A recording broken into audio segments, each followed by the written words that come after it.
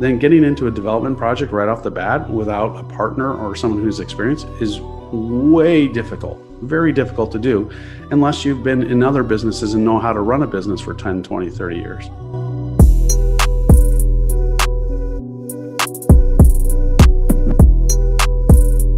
This is an interesting concept, right? Because it's, or interesting topic.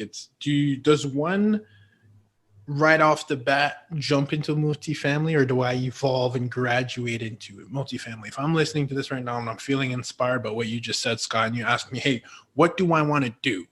And my answer to you is, hey, you know what? I want to be the badass real estate development. I want to be like Scott, basically, right? What are the steps?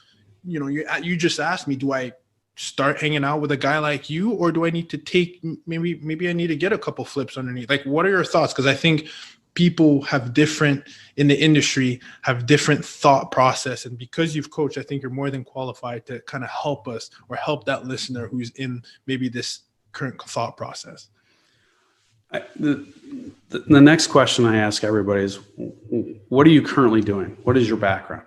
And I think that has a lot to do with it. I literally had a call today where someone called me up through an educational program. I'm not a coach there. I'm part of a large group of investors across the country, about 35,000 people. And there's a big educational background component to it. And they called me up and said, hey, would you mind if I talk to you about, I want to develop some multifamily in LA. I said, sure. So they called me up and they said they want to buy this property and they want to develop 4 apartments. And, I started asking them questions like, how much are you planning on spending on this? It was $1 million. I said, okay, is that $1 million in hard cost? And they said, well, what's hard cost? I said, well, it's hammers and nails. How much are you physically to build it? And they said, $1 million. I said, well, how much are you buying the property for? And they said, well, about $1.2 million. I'm like, okay, so you're in for $2.2 million. And then you have your other soft costs. And they're like, well, what are soft costs?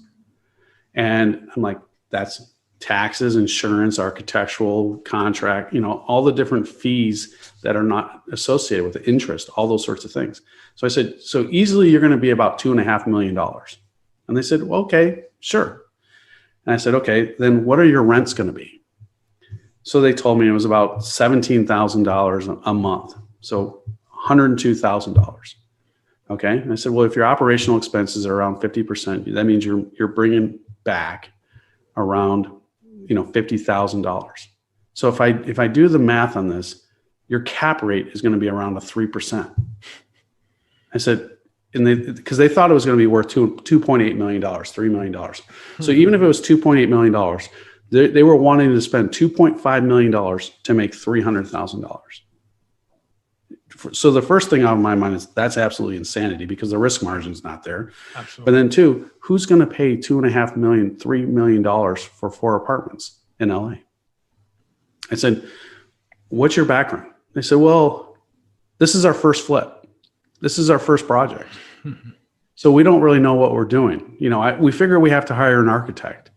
I'm like, yes, you're going to have to hire an architect. But I said, more importantly, you're going to need to convince a lot of different people that your project's viable. You're going to need to convince the seller.